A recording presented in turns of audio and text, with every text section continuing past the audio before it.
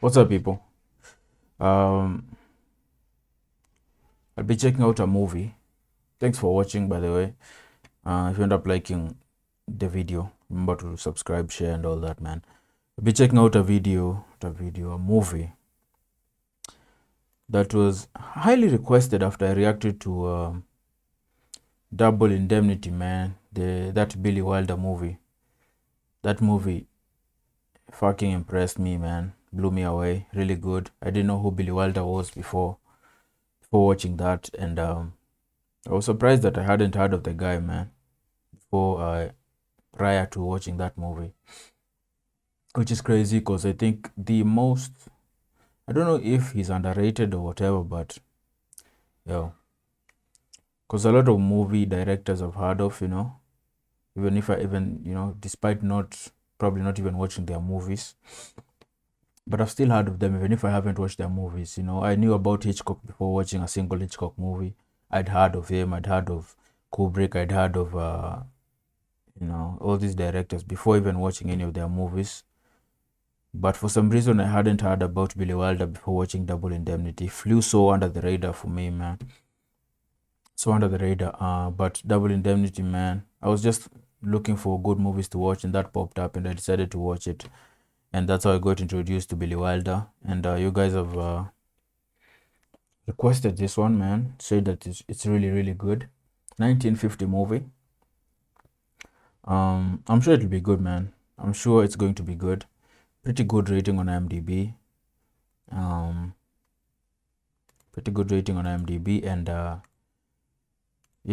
from watching Double Indemnity, I can tell this guy's a master, or was a master at his craft. So let's check out Sunset Boulevard. I don't know how you pronounce it. Let's see what Billy Wilder has for us in this one, man. It's an hour 50 long, so not so bad.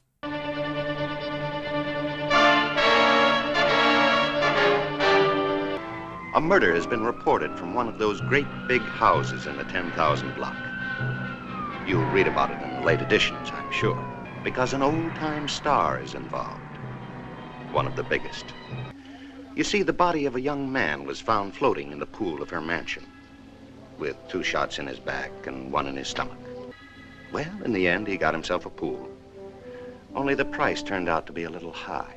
I hadn't worked in a studio for a long time. I seem to have lost my touch. Maybe they weren't original enough. All I know is they didn't sell. Joseph C. Gillis? That's right. We've come for the car. He loaned it to a friend of mine. He took it down to Palm Springs. If you don't believe me, look in the garage. Well, I needed about $290. I needed it real quick or I'd lose my car. So I kept it across the street in a parking lot behind Rudy's shoeshine parlor.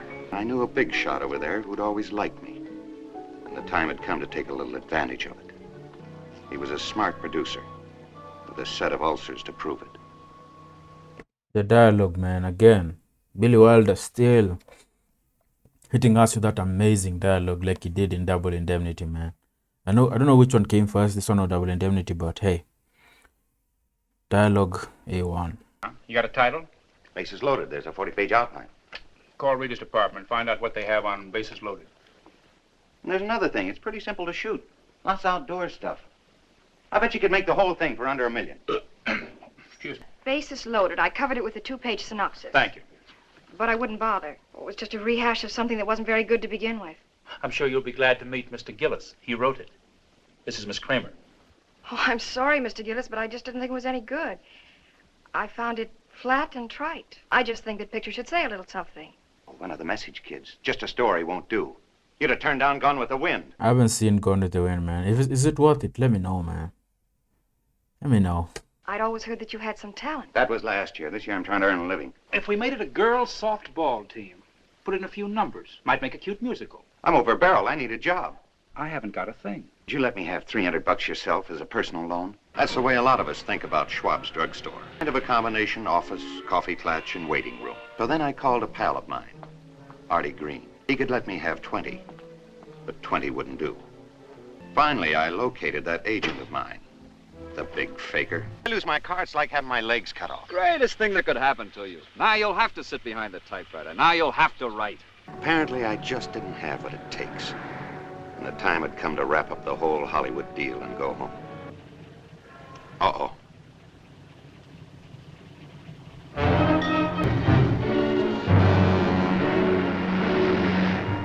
At the end of the drive was a lovely sight indeed. A great big empty garage, just standing there going to waste. And I also figured I couldn't go back to my apartment now that those bloodhounds were onto me. The idea was to get to Artie Green's and stay there until I could make that bus for Ohio. A neglected house gets an unhappy look. This one had it in spades. You there! Why are you so late? Why have you kept me waiting so long? You're not properly dressed for the occasion. What's the occasion? Have him come up, Max. If you need any help with the coffin, call me. That's disturbing. This way. I've made up my mind we'll bury him in the garden. Any city laws against that? I wouldn't know.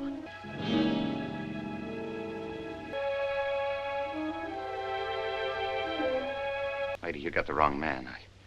I had some trouble with my car, flat tire. I thought this was an empty house. It is not. You're Norma Desmond.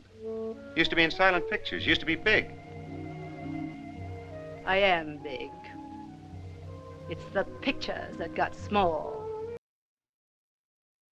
Nice line. They took the idols and smashed them. The Fairbankses, the Gilberts, the Valentinos. And who have we got now? Some nobody. Next time I'll bring my autograph album along. Or maybe a hunk of cement and ask for your footprint. And you have written pictures, haven't you? Sure have. Want a list of my credits? Young man, tell me something. How long is a movie script these days? I mean, how many pages? 90. Depends on what it is, a Donald Duck or a Joan of Arc. It's a story of Salome. I think I'll have DeMille direct it. And you'll play Salome. Only asking, I didn't know you were planning a comeback. I hate that word. It's return. Let another writer read your material. He may steal it. I'm not afraid. Read it. Sometimes it's interesting to see just how bad writing can be. This promised to go the limit. Later, I found out that Max was the only other person in that grim sunset castle. I could sense her eyes on me from behind those dark glasses, defying me not to like what I read. Later on, just for comedy relief, the real guy arrived with a baby coffin. He must have been a very important chimp. The great-grandson of King Kong, maybe. I'd started concocting a little plot of my own. You're not a professional writer. I wrote that with my heart. Sure you did. Just an editing job. You can find somebody. Who? I'd have to have somebody I could trust. I want you to do this work. Me? I get $500 a week. I wouldn't worry about money. I'll make it worth your while. There's a room over the garage. Max will take you there. I dropped the hook, and she snapped at it. I made you a bed this afternoon. Thanks. How did you know I was going to stay this afternoon? Quite a character, that Norma Desmond. She was the greatest of them all. You wouldn't know. You're too young. There was a Maharaja who came all the way from India to beg one of her silk stockings. Later, he strangled himself with it. I pegged him as slightly cuckoo, too. A stroke, maybe. And of course she had a pool. Who didn't then? Mabel Norman and John Gilbert must have swum in it 10,000 midnights ago. The last rites for that hairy old chimp, performed with the utmost seriousness, as if she were laying to rest an only child. Was her life really as empty as that? But queer things were yet to come. Somebody had brought in all my belongings, my books, my typewriter, my clothes. What was going on? My clothes and things are up in the room. Naturally. I brought them myself. There's nothing in the deal about my staying here. You like it here. Do you want this job or don't you? I thought if I really got going, I could finish it up in a couple of weeks. But it wasn't so simple getting some coherence into those wild hallucinations of hers. They don't want you in every scene. They don't? Then why they still write me fan letters every day? I didn't argue with her. You don't yell at a sleepwalker. He may fall and break his neck. She was still sleepwalking along the giddy heights of a lost career. Yeah. Could she breathe in that house so crowded with Norma Desmonds? It wasn't all work, of course. We'd see a movie. right in her living room. So much nicer than going out, she'd say. She was afraid of that world outside. Afraid it would remind her that time had passed. Sometimes as we watched, she'd clutch my arm or my hand, forgetting she was my employer. They were always her pictures. That's all she wanted to see. Dude, she is so stuck in the past, man. You know? It's her identity, man. She's afraid to let that pass. She's afraid of not being that person anymore, man. You know? So she's created her own little world here, man. She doesn't go out, like he said. She doesn't want to go out there and see evidence that she's no longer, you know, she's no longer that person, man, that she used to be. You know, the industry seems to have forgotten about her. I don't know where she's getting all these fan letters from. She's stuck in the past, man. She's stuck in the past, man. Crazy. This has to be some sort of mental, it really fucks with you mentally, I think, you know. You have to move on, man. So wonderful, isn't it? And no dialogue. There just aren't any faces like that anymore. Have they forgotten what a star looks like? I'll show them. I'll be up there again, so help me. The others around the table would be actor friends. Dim figures you may still remember from the silent days. Empty the ashtray, will you, Joe, dear?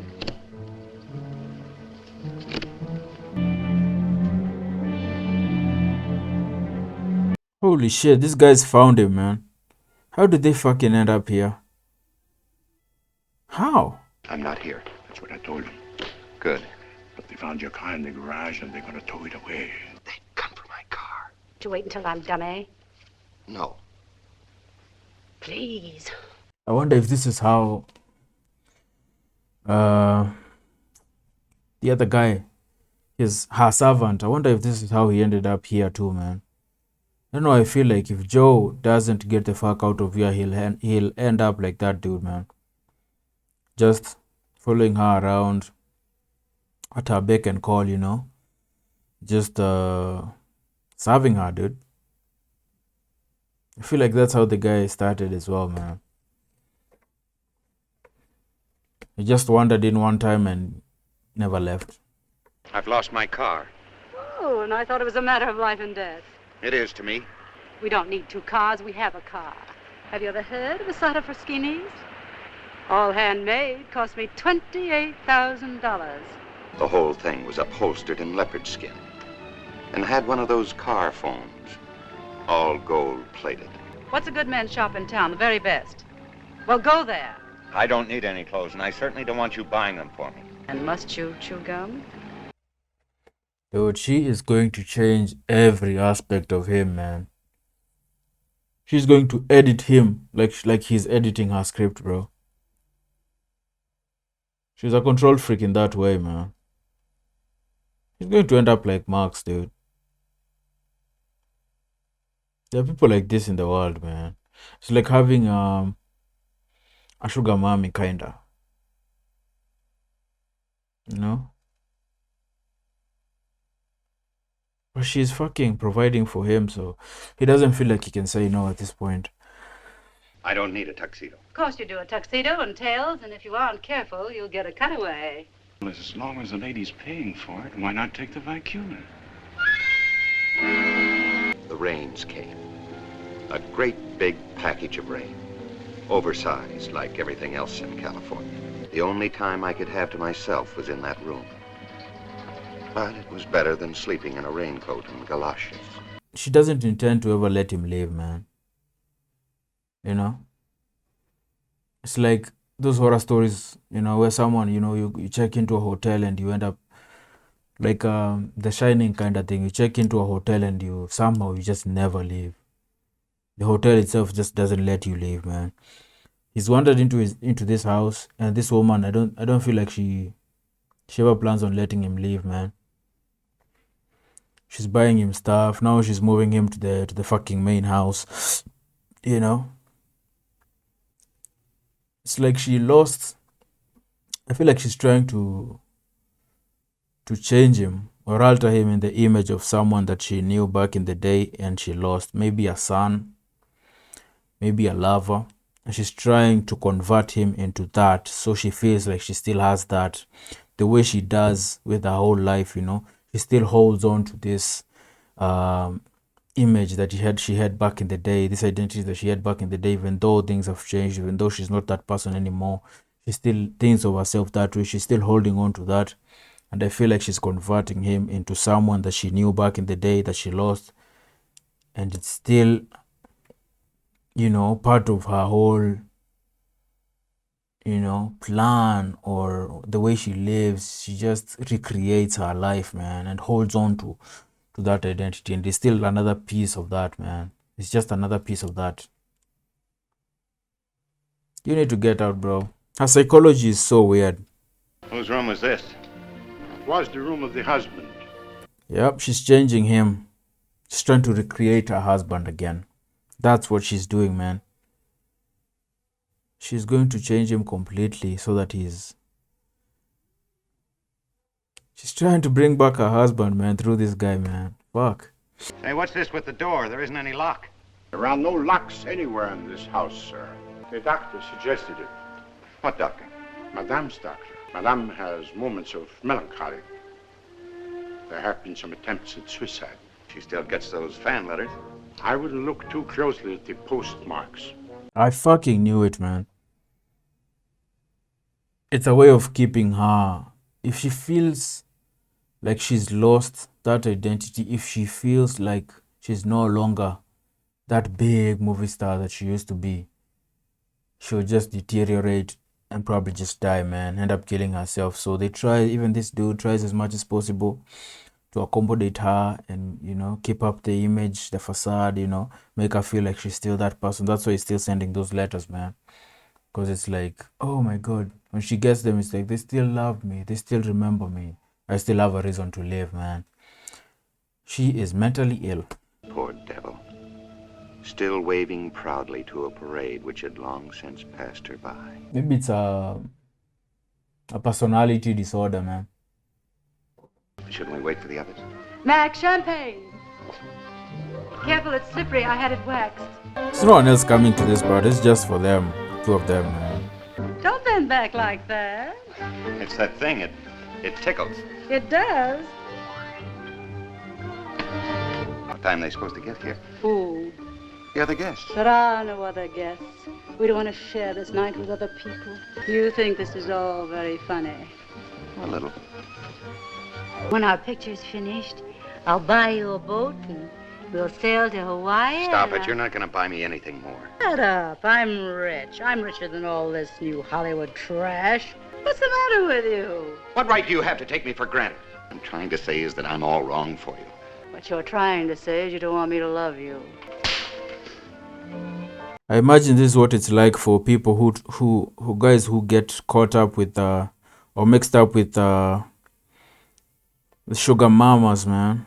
And then they try to leave and it's like, no, you can't leave, bro. You are mine. I've spent all this money on you and you want to leave me. There's always something expected of you, man. Nothing is free.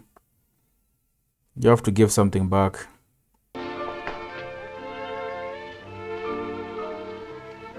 That thing with the keychain there must be symbolic. I don't know why they would just leave that in. Either it happened by mistake and they just went with it, or it was intentional to show that, you know, this house will try to hold on to you, man. Or this woman or this life will try to hold on to you. I think that was very symbolic. That thing with the keychain there, man. You know, it's like you're trying to leave, but it's like not so fast. Not so fast. Or we'll still pull you back. I thought of Artie Green. There was bound to be a New Year's shindig going on in his apartment down in Los Palos. Hollywood, for us ain't been so good. Got no swimming pool, very few clothes. All we earn are buttons and bows. Hey, Artie, where you been keeping that gorgeous face of yours? In a deep freeze. I almost reported you to the Bureau of Missing Persons. What is this, mink? Judas H. Priest. Joe has been living the life, man. Not really, but Can you put me up for a couple of weeks. It just so happens we have a vacancy on the couch. I'll take it. Betty Schaefer, Sheldrake's office? Oh, sure. Bases loaded. She's just a fan for my literary output. Hurt feelings department. He kinda looks like Tom Hanks, dude. Hey, you forgot this. I've been hoping to run into you. What for? To recover that knife you stuck in my back? Back windows. How'd you like it? Oh, I didn't. Thank you. Except for about 6 pages. Hey, Joe. I said you could have my couch. I didn't say you could have my girl. Oh, this is shop talk. I'm serious. I've got a few ideas. And I got a few ideas of my own. One of them being this is New Year's Eve. How about living it up a little? Are you hungry? Hungry. After 12 years in the Burmese jungle, I'm starving, Lady Agatha. You can have the phone now. Suddenly, I find myself terribly afraid of losing you. You won't. I'll get us a refill of this horrible liquid. Life can be beautiful. Fucking writers, man. What's going on? Madame got the razor from your room and she cut her wrists. What? Something tells me the suicide attempt is not real. It's just their way of guilting him into going back. Or it could be actually worse. Or the worst could have happened and she could have actually done it, man. Oh, shit.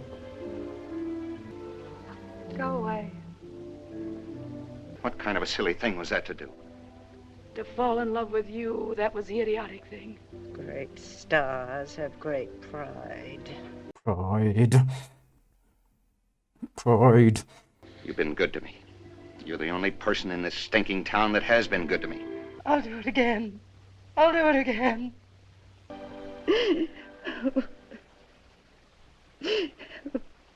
Happy New Year, darling. Oh, shit. I'm sorry to bother you again, but I've confirmed the number. I must speak to Mr. Gillis. He's not here. Will please not call again? Who was it, Max? What is it? Somebody inquiring about a stray dog. You really gonna send that script to DeMille? Yes, I am. This is the day. DeMille is Leo. I'm Scorpio. Mars has been transiting Jupiter for weeks. She is delusional, man. I hope you realize, Norma, that scripts don't sell on astrologers' charts. Never looked better in my life. You know why? Because I've never been as happy in my life. Idiot, he forgot to fill my cigarette case. Pull up the drugstore, will you, Max? I'll get you some. You're a darling. Stick 'em up, Gillis. Stick 'em up or I'll let you have it. Oh, I'm sorry about New Year's. Would you believe me if I told you I stayed with a sick friend? Someone in the formal set, no doubt, with a 10-carat kidney stone. Oh, finally your old apartment gave me some Crestview number. There was always somebody with an accent growling at me. You were not there. You were not to be spoken to. They never even heard of you. Sheldrake likes the angle about the teacher. What teacher? Dark windows. I got him all hopped up about it. He thinks it could be made into something. This is so fucked up for him. Like, his career he seems to be getting a break on his actual career, what he does with the writing and stuff. Things are starting to happen for him on that front, but now he's caught up in this other thing that won't let him explore or pursue that. Fuck, just when he catches a break, things get all fucking weird, man. Now he has to choose between his actual dream, his writing's career, and life with Norma Desmond, man. He has to choose. If he stays with Norma, he definitely lose this one.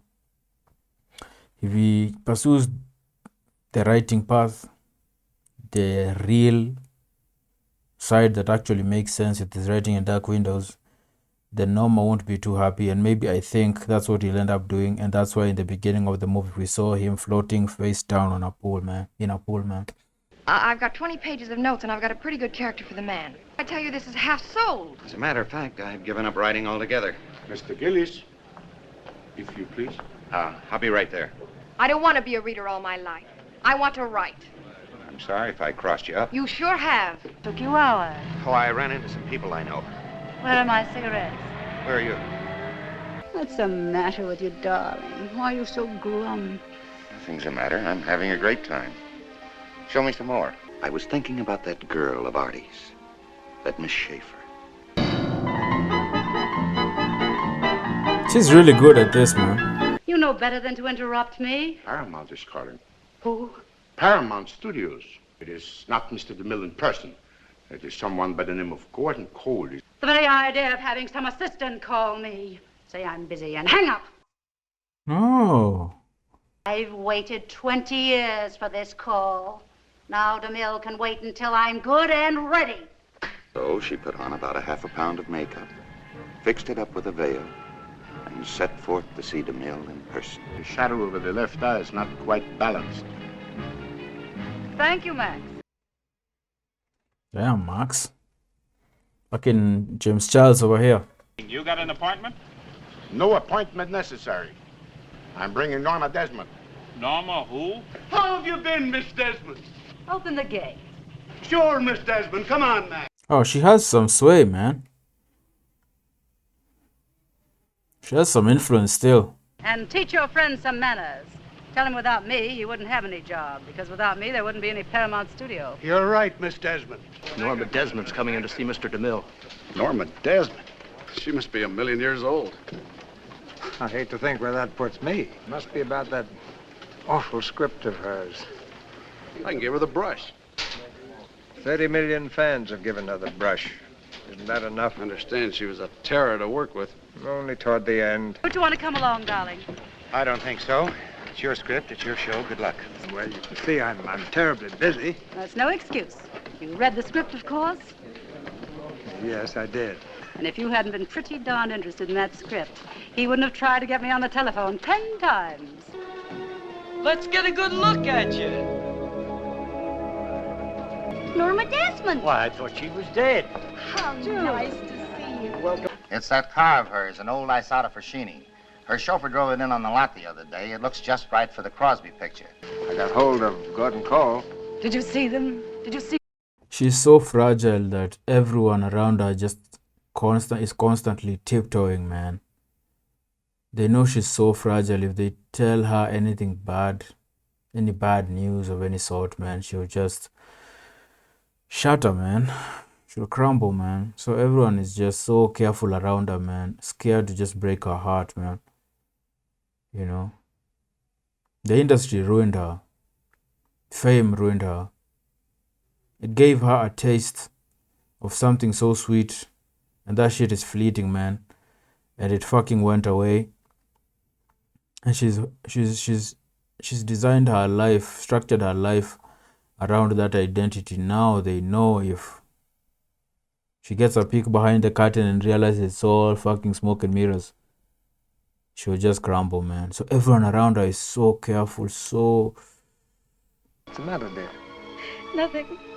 I just didn't realize what it would be like to come back to the old studio. I kind of feel bad for her because I don't think it's her fault, man. Like, she can be entitled and spoiled, but I think it's the mental illness, man. I don't think it's her, you know, it's not her fault, man. Like he said, you don't know how that does to the human spirit, man. It'll be a very expensive picture. Oh, I don't care about the money. I just want to work again. And remember, darling, I don't work before 10 in the morning and never after 4:30 in the afternoon. You see those offices there, Mr. Gillis? They used to be Madame's dressing room. The whole row. I had the upstairs. You see where it says Reader's Department? Here's that funny car Gordon Cole was talking about. Yeah. Mind if we look it over? If there's anything in dark windows you can use, take it. It's all yours. If you get $100,000 for it, you buy me a box of chocolate creams. If you get an Oscar, I get the left foot. To begin with, I think you should throw out all that psychological mess, exploring a killer's sick mind. This is a story about teachers, their threadbare lives, their struggle. Couldn't we work in the evenings? 6 o'clock in the morning. This next month, I'm completely at your disposal. Artie's out of town. I'm free every evening and every weekend. We could work at your place if you want. How about this for a situation? She teaches daytimes, he teaches at night, right? Right. Are you kidding? Because I think it's good. So do I. It's not Madame they want. It's her car they want to rent. Get Gordon Cole. Tell him to forget about our car. I'll buy him 5 old cars if necessary. Like an athlete training for the Olympic Games, she counted every calorie. Went to bed every night at 9, ready for those cameras that would never turn. I was a little worried about the line in my throat. This woman has done wonders with it. You went out last night, didn't you, Joe? I went for a walk. No, you didn't. You took the car. Ah, he's been brainstorming with the girl. All I ask is for you to be a little patient and a little kind. It made me think of when I was 12 and used to sneak out on the folks to see a gangster picture. That story of mine Betty Schaefer had dug up kept going through my head like a dozen locomotives. It's rained every day since they got to Arizona. They rewrote the whole picture for rain and shot half of it. No, in all seriousness, this is really good. It's fun writing with you. Who's Norma? Middle-aged lady. Very foolish and very generous. I'll say. This is solid gold. You help a timid little soul cross a crowded street. She turns out to be a multimillionaire and leaves you all her money. That's the trouble with you readers. You know all the plots. Sometimes, when we got stuck, we'd make a little tour of the drowsing lot. It was on one of those walks when she first told me about her nose. What were you, child actress? My father was head electrician here till he died.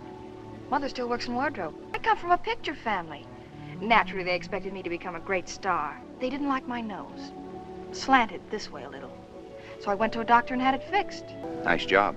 It should be. It cost me $300. Come clean, Betty. At night you weep for those lost close-ups, those gala openings. Not once. What's wrong with being on the other side of the cameras? I will now kiss that nose of yours. If you please. How old are you, anyway?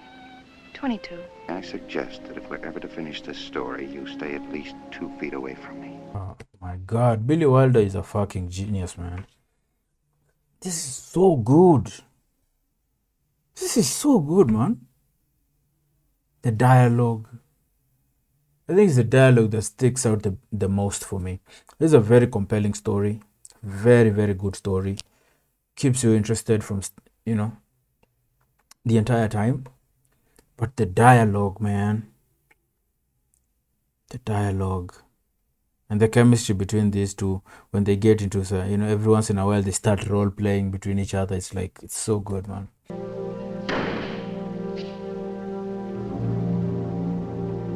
Oh, shit. You must be very careful as you cross the patio. Madame may be watching. I'm writing a script, and I'm going to finish it, no matter what. It is just that I'm greatly worried about Madame. What happens when she finds out? She never will. That is my job. I discovered her when she was 16. I knew you had a bigger part in this. I directed all her early films. And she's turned you into a servant. It was I who asked to come back, humiliating as it may seem.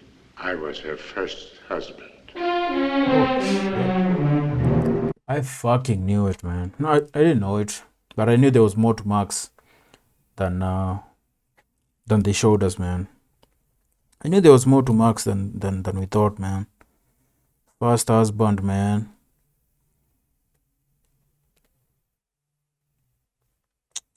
Sheesh. It's a symbiotic relationship, man. When'd you come home? Oh, Joe, where were you? Is it a woman? I know it's a woman. Who is she?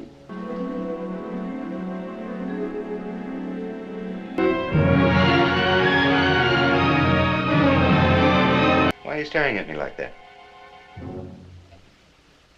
Oh, was I? I'm sorry. She wants him. What's wrong with you tonight? Is it about me? Let's face it, whatever it is.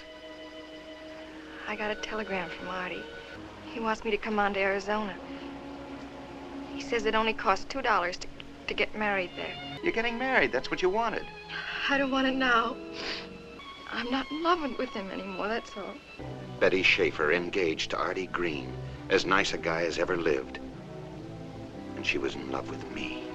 She was a fool not to sense that there was something phony in my setup. And I was a heel not to have told her. May I speak to Miss Betty Schaefer? She must be home by now. It's about Mr. Gillis. You do know Mr. Gillis. Who are you? What do you want? What business is it of yours anyway? I don't know what he's told you, but he does not live with relatives, nor with friends in the usual sense of the word. Where are you? What is this all about? Why don't you come out and see for yourself? The address is 10,086 Sunset Boulevard. I did it because I need you. I need you as I've never needed you before. You don't know what I've been through these last weeks.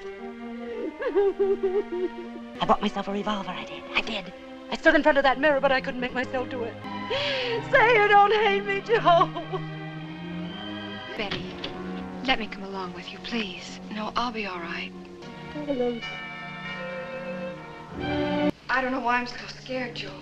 Is it something awful? Come on in. This is where you live? You bet. If you don't remember the face, you must have heard the name. Norma Desmond? Why did she call me? Jealous. I didn't come here to see a house. What about Norma Desmond? It's lonely here. So she got herself a companion. Older woman who's well-to-do. A younger man who's not doing too well. I never got those telephone calls, and I've never been in this house. Now get your things together and let's get out of here. Back to a story that may sell and very possibly will not. If you love me, Joe. This way, Betty. Good luck to you, Betty. You can finish that script on the way to Arizona. That's not what I expected him to do, but it's a very honorable thing that he did there, man. At least he didn't lie to her, and no need to get her involved in this fight, man. This is his fight to fight, man. No need to get her mixed up in all this. Thank you, darling. Thank you, Joe.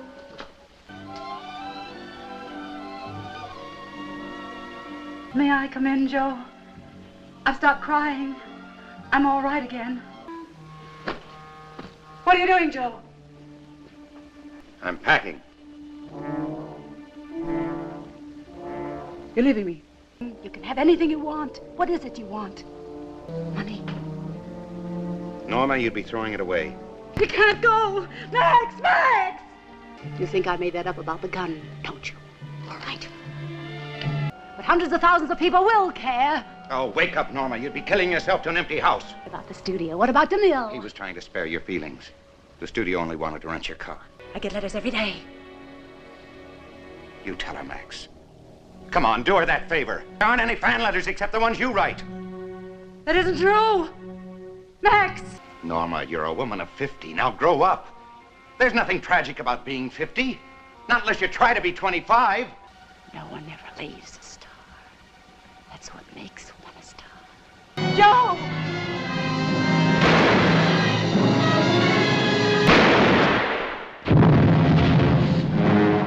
The stars are ageless, aren't they? Back at that pool again. The one I always wanted. Funny how gentle people get with you once you're dead. They beached me like a harpooned baby whale. Even the newsreel guys came roaring in. Here was an item everybody could have some fun with, even if she got away with it in court. Crime of passion, temporary insanity. Those headlines would kill her. This guy, where did you meet him for the first time? Where did he come from? Who is he? The newsreel men are here with the cameras. Tell them to go fly a kite. This is no time for cameras. I knew this would happen. The cameras have arrived. They have. Tell Mr. DeMille I'll be on the set at once. Well, it's one way to get her downstairs. You'll pardon me, gentlemen, but I must get ready for my scene. What is the scene? Where am I? This is the staircase of the palace. I'm ready. Life, which can be strangely merciful, had taken pity on Norma Desmond.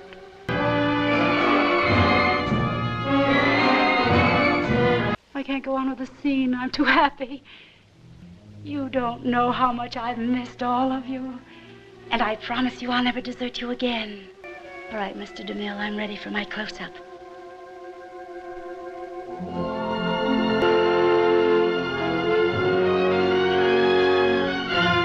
Gloria Swanson. Gloria fucking Swanson, bro. What a fucking actress, man. Norma Desmond is one of the most interesting characters I've ever seen on screen ever, man. One of the most interesting characters I've ever seen. This story I feel like it ended up being more about her than it was about Joe Gillis. You get the feeling that Joe Gillis is the main character, but Norma Desmond steals the show, in my opinion, man. You know, it ends up being about her, man. You know? And, fuck. Piece of, a strand of hair was in my mouth. But I think that is confirmed by the fact that Joe Gillis ends up dying and Norma Desmond doesn't.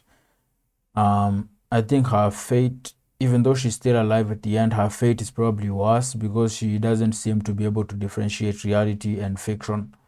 Her life has become a movie set, basically, a movie script, man. And it's you kind of feel bad for her, even though at times she's very entitled and she's snobbish, and so you see the way she carries herself. Usually you wouldn't like someone like that, but the industry did that to her, man. When an actor's or an actress's time prime passes and they can't bring themselves to accept that has happened, and they still hold on to that, and the world is like, you're not that anymore, but for them they're still holding on to that, man. That's what happened to her, man. And if I kind of feel sorry for her, because as messed up as she is, it's not her fault, man. It's mental illness here, man. Mental illness going on here, man. Very interesting characters. Max ended up being more to Max than met the eye at first, with him being Norma's, not just her servant but her first husband. I wonder what that scene at the end there symbolizes, though. Like, does that mean that she won't pay for what she did, killing Joe? You see Max sort of take on the role of a director again there. So they've both, for her, she feels like she's a star again. She's in front of the cameras on a set again, and he's there. Max is on the other side of the camera calling the action and all that. I don't know, man. Even if she ends up getting arrested, I don't think she will. That scene at the end there with her sort of acting for the cameras, that is a testament to her insanity. So there's absolutely no way she's going to be charged and sentenced for the death of Joe Gillis. It's right there in front of everyone to see, and it's on camera that she is not well. So even if they go to court, they'll play that and she'll be like, this lady is clearly not well, and she clearly isn't. So it's not like she's faking it. She clearly isn't well, man, and she won't. I don't think she'll pay for Joe Gillis' death, man. They'll probably, she'll just be free and she'll continue doing what she does. They should probably continue acting and get back in the limelight or whatever, man. Fantastic movie, Billy Wilder. I see why you guys requested this so much after I did Double Indemnity. This is fucking insane, dude. This is a fantastic movie. Fantastic movie, man. Joe Gillis is also a very interesting character, a struggling writer in debt, struggling to make ends meet, is at risk of losing his car, stumbles upon this insane situation where this old lady is just stuck in the past, lonely, delusional, mentally ill, and that whole thing transpires with her, because she wants a companion and all that. It kind of reminds me of when people people find themselves in relationships with sugar mommies and stuff, and they eventually get tired of that and they want to leave, and it's not as easy because this person has already spent all this money on you, and now you want to leave them, and they are rich, they are powerful, they won't just let you leave. It kind of mirrored that situation, man. Norma Desmond, man, one of the most insane characters I've ever seen. Her psychology. Her psychology, man. One of the most psychologically intriguing characters ever, basically. She basically started at 16, So at 17, the male already knew about her. So she basically was a child actress, yeah. And then she has this career and she becomes a superstar, big star, and then at some point, Father Time just does his thing, man, and You're no longer that big star anymore. They've moved on to a younger, more attractive, more better actress, and you're no longer that person. And for a lot of actresses, I feel like they're able to adjust and adapt and become something else, start taking up other roles or go into something else because they know their time is done. For her, she just gets stuck in that state of mind, in that reality, and she just,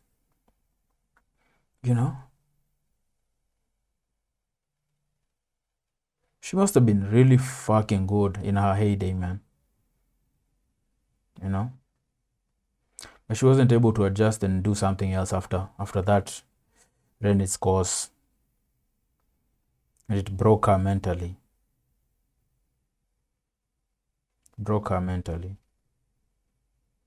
It is basically the less extreme version of someone losing a lover and keeping their body in the house instead of burying them. Those crazy stories you hear about someone losing a lover, and instead of doing what needs to be done afterwards, they start dressing up the dead body, keeping it around, acting or playing as if this person is still around, because they know if they deal with the whole burial thing and funeral thing, that's like shutting a door on that person ever existing. This is basically a less extreme version of that, man. Where it's all happening in the mind, not so much in. It's still happening in real life with the fucking pictures of her as a superstar and all that, and the house and the pool, and the car. Basically her life, everything around her is the same way it was when she was a superstar. She's just the one who's aging, but everything is just, But we also saw with the state of the pool at the beginning, the way the pool was so fucked up and neglected, the state of the house, the garage, everything. You could see that this person's life, you could tell that this person was stuck in the past, and everything around this person showed that, the way she dressed, the pictures, the house. This person had not moved on and taken the next step into the next step of their life. They had stagnated and stayed in the past, man. And everything around us showed that, man. And I have to mention that one scene, I think I mentioned it earlier, when Joe was, when Joe left the house to go to that party with Artie and Betty Schaefer. When he went to that party, when he got angry at her and, stormed out of the house. And as he was leaving, as he was walking out, his keychain got stuck in the door handle. And I think that was very symbolic of, this house won't let you leave, bro. This house won't let you, or this bitch won't let you leave, man. So you'll be back. You'll be back. This ended up being more about, even though I feel like Joe is supposed to be the main character, I feel like Norma, it ended up being about Norma more than Joe. They used Joe to tell the story, but the story was Norma. The story was Norma. I'm going to rewatch this movie. It is so good. It is so fascinating, bro.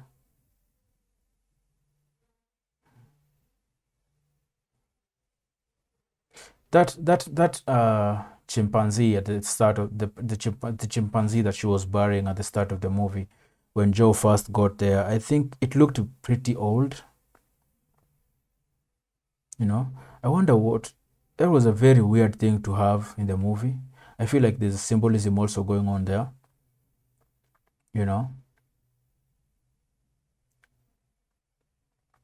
The care, the way she handled the burial of that chimpanzee and everything, how you could tell that she really loved it. And I think that symbolized like how much she valued everything that, or how much value she placed on everything that was from her heydays, man. From her heyday.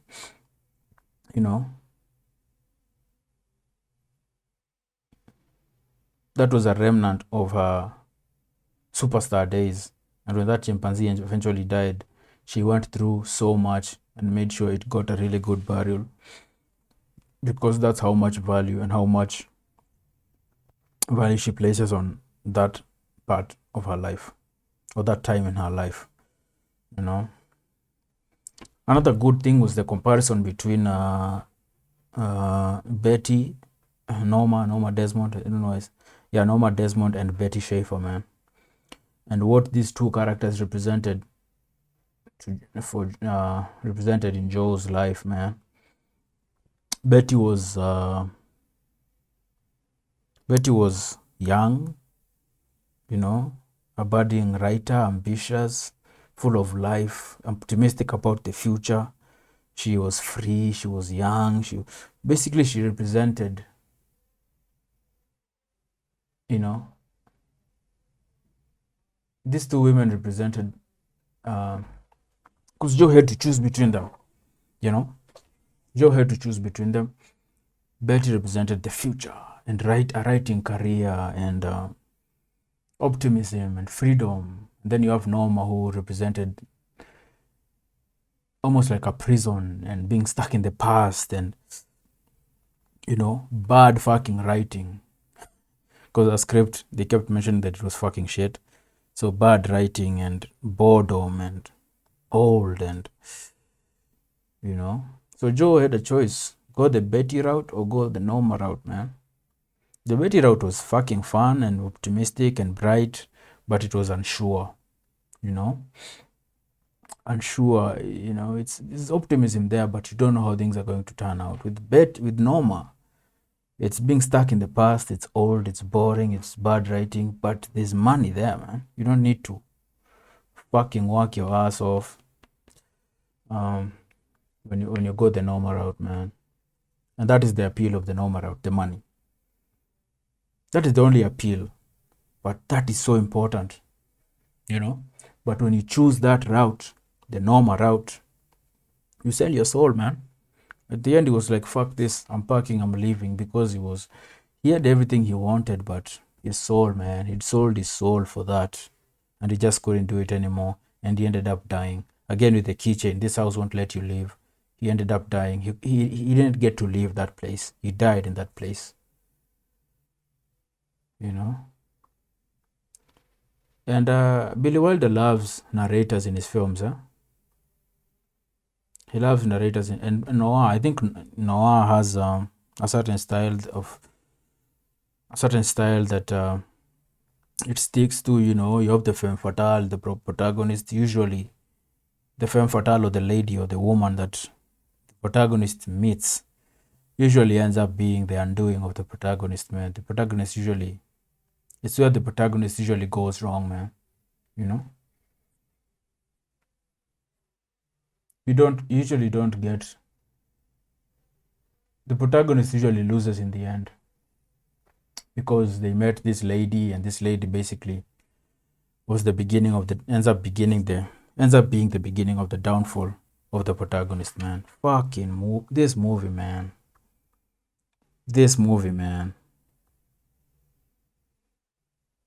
William Holden, Gloria Swanson, Eric von Stroheim, Nancy Olson, Fred Clark. I think I'm going to check out more of Billy Wilder. I'm thinking of doing these movie reactions in director by director. We do Billy Wilder movies, the good ones, and then when we are done, we go to another actor, man. I think that's how I'm going to do this. I'm not making any promises, but I'm thinking of doing it that way, so that I'm able to keep track of what I've reacted to better, man, so that you don't miss any good movies, man. Like this one. If you guys hadn't suggested this one, I don't think I would have watched it. You know? I don't think I would have watched it, man. Sunset Boulevard. Fascinating character. Norma Desmond. Fascinating character. And at the end there, just shows you that the madness continues, man. The madness continues.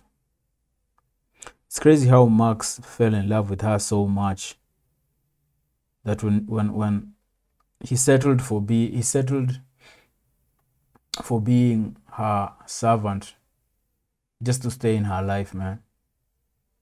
He was that in love with her. I think he was also a bit off And Joe mentioned in the beginning that he thought Max was a bit cuckoo himself. And it's true, man. The guy was a bit off himself. For that to become your life, you have to be a little fucking off, man. You know? Someone leaves you and then your life just becomes that. You can't move on. He couldn't move on. He basically ended up becoming a manservant instead of moving on with his life. So dude became even from being a director to being a servant, bro. Just to be around Norma.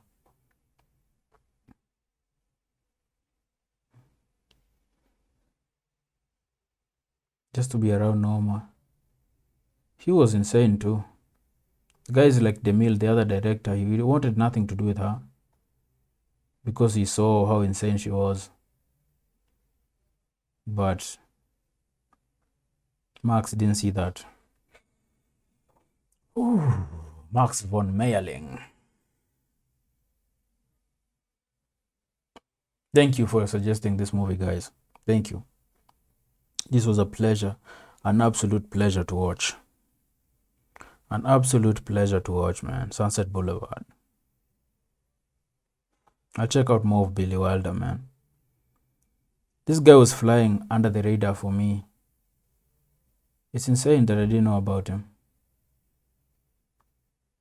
Crazy that I didn't know about him.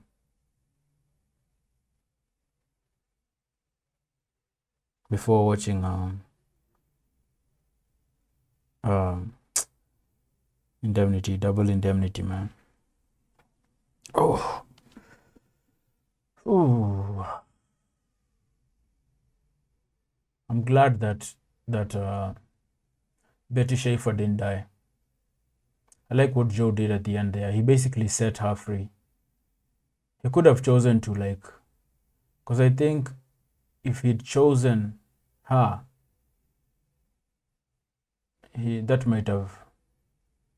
that choice might have ended up killing her. Norma might have killed Betty because of that, man.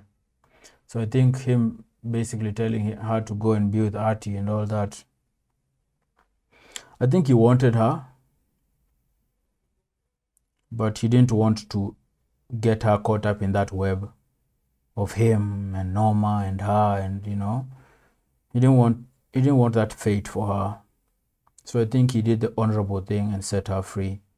Like, don't get caught up in all this bullshit. Just go live your life. Go live your life, girl. Go live your life. You're too young and too ambitious, too promising to get caught up in this bullshit, man. Your life is kind of cool. You're not as desperate as I am. Go a different route, man. Go a different route, man. Don't sell your soul to this shit, man. Like, subscribe, share, guys. See you guys in the next one, man. Peace.